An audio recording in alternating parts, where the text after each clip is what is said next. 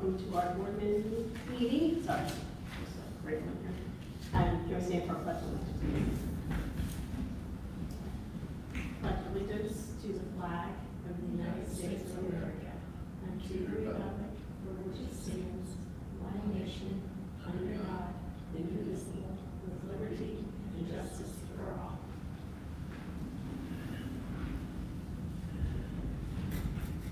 All right. April 14th, regular session and roll call. Robin McDaniel, present. Michael Pratt, absent. Jason Scott, absent. Chuck Smith, Present. and Rachel Tull, present. Still have a quorum.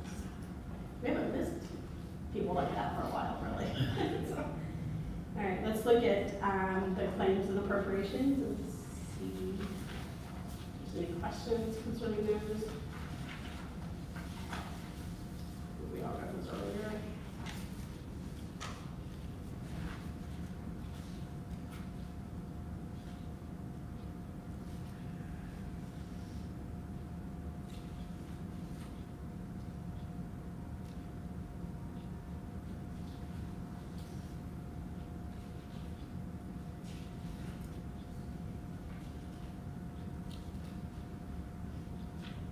So did you replace the battery? Is that what that was for live wire? Page 2. Yes. Page 3. Yes, we did. And our camera next to the pond was not working properly either, so they had to make some repairs on that as well. And they put in a backup battery. Because when we were losing power, which is often, the whole system goes down and you can't get it back. You can't see what happened during that time. Very expensive. Yes.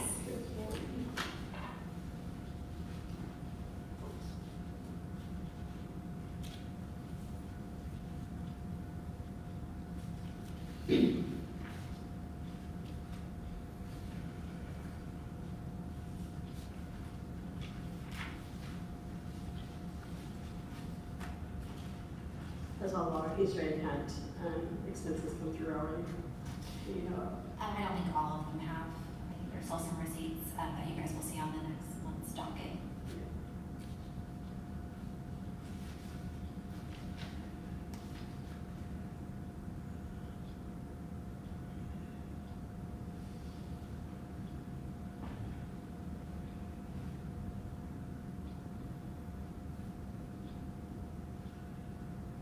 And of course, we've got that big tree removal.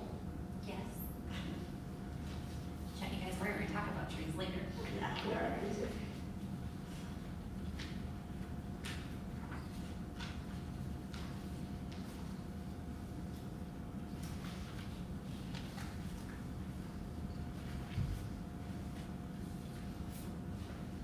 Any questions for Ashley on the claims and appropriations? I'll make a motion to approve the claims and appropriations for March 2026. I'll second. Chuck first, Rachel second, all in favor? Aye. Aye. All right, let's look at the 2026 March's minutes, please.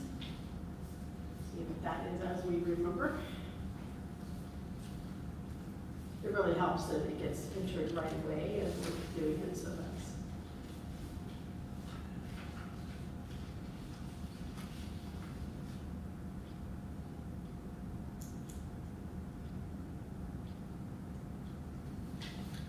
I'll make a motion to accept the March minutes. Rachel makes it first, I'll second. Chuck seconds, all in favor? Aye. Okay, let's move on to personnel matters. Ashley gave us some names, and so that's just for us to look at. For my clarification, this is how we said we wanted to do this moving forward, right? Yeah. Okay. Yeah. And can you just kind of Yes, the first. tell us who they are? The Or not first, tell us who they are. yeah, the first individual is our new full-time facility team member. The second individual is a part-time seasonal mower who, if he has additional hours to spare, he'll help where needed. The third person is a part-time security guard / he helps cleaning the shelters on the weekends. So the first person is the full-time, Yes, second team member, correct? yes.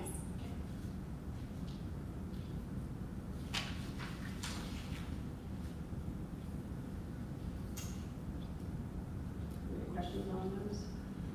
I'll make a motion to accept these hirings. Chuck makes the first, Rachel? I'll second. Sorry, I called you out on No, that. that's okay.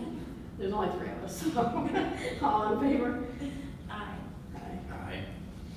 Let's move on to the old business, and we talked a little bit about Luke last time. Can you Yes. talk about that? Yeah, so we talked about Luke last time and changing his job title to assistant superintendent.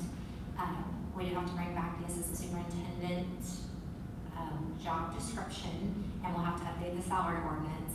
I just put this on here so we didn't forget, but we will need to talk about that at the next meeting, just because it does, anything related to the salary ordinance, from my understanding, has to be posted out in the community for 10 solid days, so we'll just need to remember to get that in a timely manner.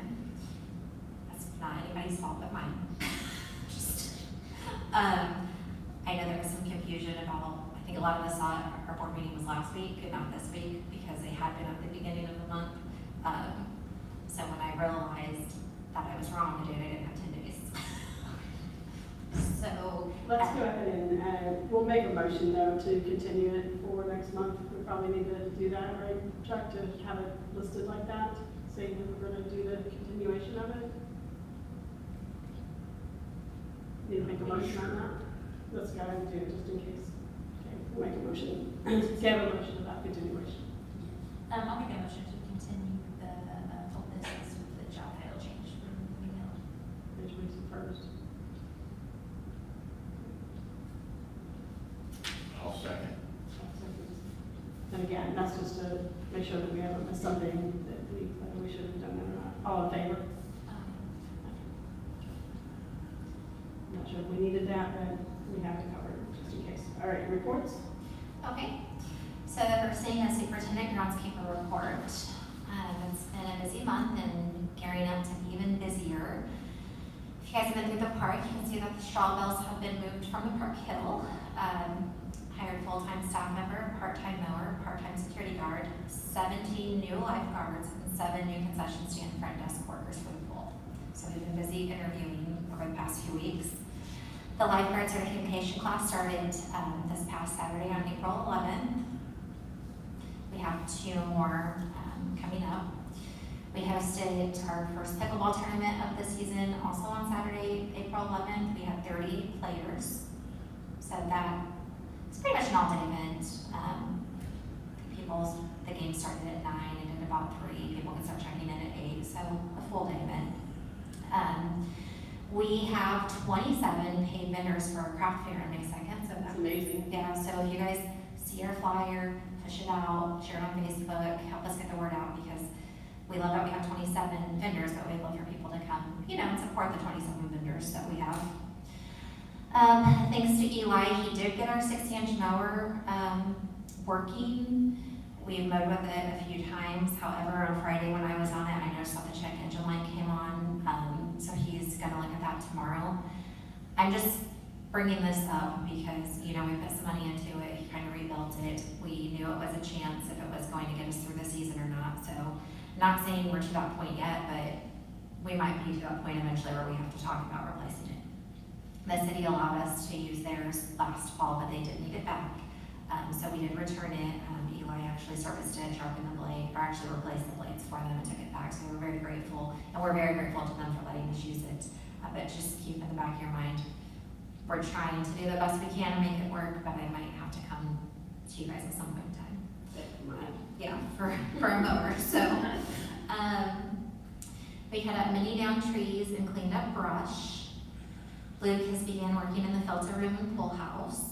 We hosted the Easter egg hunt. I would say our regular Easter egg hunt for ages 2 to 12 had maybe a few less people than we usually do, but I think our glow in the dark one increases every year. We still had a really great turnout, but this year it took the kiddos from 2 to 12 6 minutes to pick up the eggs instead of 2 minutes. So somewhere, maybe there was less. I don't know, because I know there was plenty of eggs. I know that was, So we laid fresh gravel around the pond. That has happened on Friday and Monday, so if you guys have not been by, I encourage you to come look at it. It looks very nice. It does look very nice. I was there today. Yes. We just talked about Eli servicing the mower that we're borrowing. Of course, park staff has started mowing for the season, and we hosted our first field trip of the year today for a homeschool group. They brought about 19 kiddos out, and we did like 2 hours of activities with them. So that's, what we've been working on over the past few weeks. The things coming up over the next couple weeks, there's a disc golf clinic at the park on April 18th. So if you guys will learn how to play disc golf, this is your opportunity. We're turning on the water by April 21st. That does not mean shelter houses and bathrooms open. They still will not open until May 1st, but we have to get the water on so we can clean everything. After we get the water turned on, we'll deep clean shelter houses and bathrooms. Our goal is to have that done by April 24th. All shelter houses open on May 1st. Craft fair movie night is May 2nd. The movie night, we're showing cars, and the tread trimmers are coming, and we're saving cardboard boxes so kids can decorate a car and sit in it for the movie if they would like to. So if you guys know anybody who has good sized cardboard boxes, we will take them off your hands. We're hosting another field trip on May 8th. The lights in the pool house are getting changed. We're going to start filling the pool with water about the last week of April, beginning of May. This week, hopefully, if weather cooperates, I think it's going to, we're going to get a lift and put the splash pad features and fun villas back together. And we're mulching the playgrounds as well in the month of May. We've taken out project on every May, but we're going to do it again this year. So that's that for accomplishments and what's coming up. Do you guys have any questions about that? No, it's great. Okay. Then, of course, you'll see our facility rental page. So you can see for the month, you can see the dates, March 1st to March 31st, we've taken in $1,850, and that is just for the pavilion rental for Shelter 1. And then you will see the second report is for the swimming pool. So that's for 2 rentals that we have booked for the swimming pool this month. There's been a lot of chatter on Facebook about The pool opening? the pool opening and Martinsville's pool. Yes. We're about sold out of private party rentals. We will still offer birthday party packages, which is a little party we put together for individuals while the pool is opened. And if there are any camp groups, church groups who would like to work with us directly to maybe have a party for their group, again, this is like summer camps, church groups, things like that, youth groups, Bible study groups. We would work with them to maybe have a private party in the morning time for those groups. So we are open to that as well.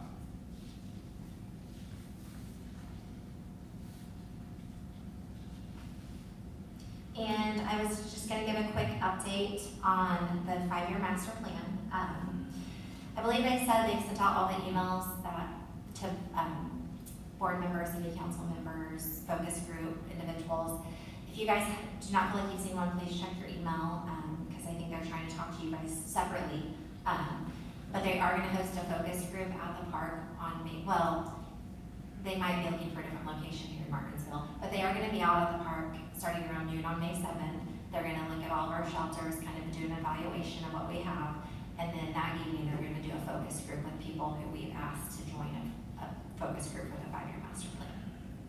So yeah, if you need me to send you the email address that it possibly came from, let me know that and I can get that sent to you tomorrow.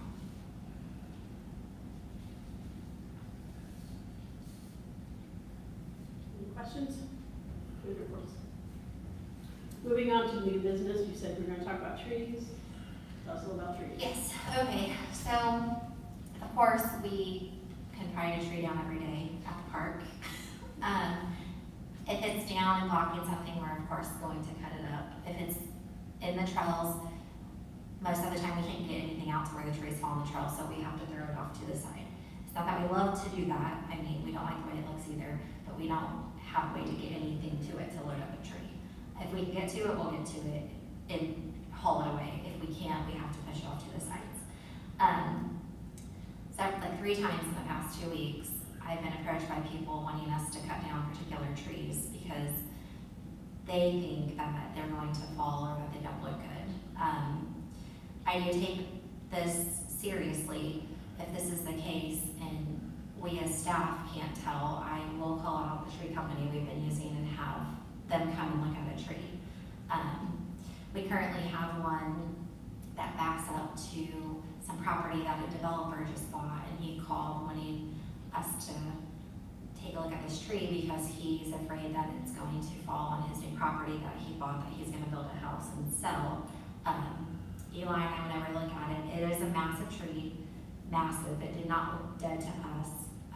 So we called our tree guy out, and he said that it's a healthy tree. He said, you know, state law, if any of the trees hanging around is on that particular property line, he can like cut that piece off himself. But we don't have a reason to cut this tree. I mean, it is a park tree. It is on park property. You know, this property was bought just recently. And to cut down this tree, the company we work with said it would be anywhere from $6,000 to $8,000.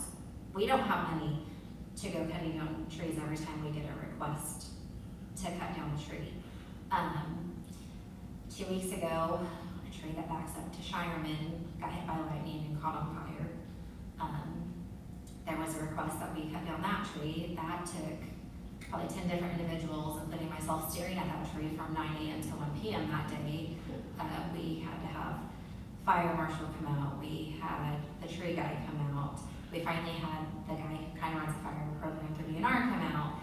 And everyone was in agreement that we were at a greater risk to try to cut down that tree because we had no idea where the location was and what direction it was going to fall.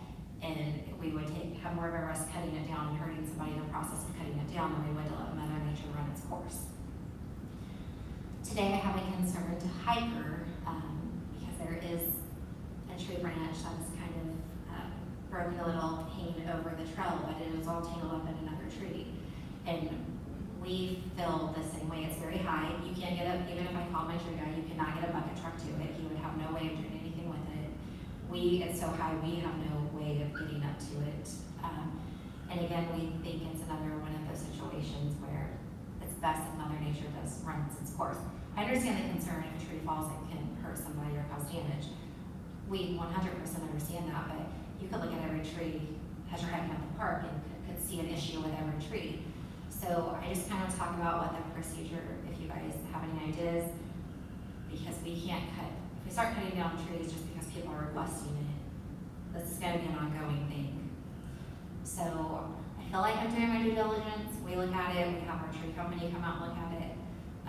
But I don't know if you guys have any ideas, what your thoughts were on this. Because I'm sure when I report back that we're not cutting down some of these trees, I'm not going to say you guys are not going to hear about it. So any ideas? Well, I think, so when the tree guy comes out, does he charge us to come out or just? No, he comes out, I think because he knows, we're paying for a few projects, and those 4 trees, I mean, if there's a tree that we clearly know is an issue, we will take it down. So, clearly you guys have seen that we will pay him if we need to take down an unsafe tree. But this is becoming like consistent request recently.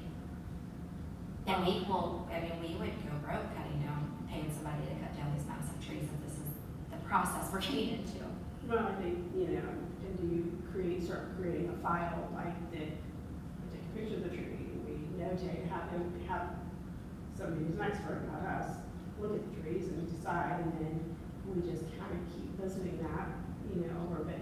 But I do think that you probably need to have some sort of documentation that you did go out and look at it, that you did bring somebody to look at it, and you were, like you said, you're doing your due diligence. I feel like that's the most we can do. And sometimes we're going to agree, sometimes we're not going to agree. And so I think that the process is correct on what you're doing. You're bringing the right people out. And, maybe we can talk a little further about if there's a anybody else, but I feel like with DNR and then, you know, I feel like you're doing everything you're supposed to be doing. I just would probably start keeping a file on those trees, and so that you know, that you can show that. Yeah, that's my concern, I guess, if somebody, you know, points out a tree and we decide, you know, Mother Nature needs to run its course and then something happened, I don't, you know, that's what concerns me, but that's why I said, you know, we can't, at any place a tree can fall at any given time. The healthiest looking tree could come down at any given time, you know, you just don't know. We definitely want to be safe, I mean, we do, but we also have to make sure that we can get to it, and we can do something about it, you know, and all that, so it's going to be an individual case, tree by tree, as to whether we can take care of everything. Do you guys have any, what do you think, Chuck? I mean, if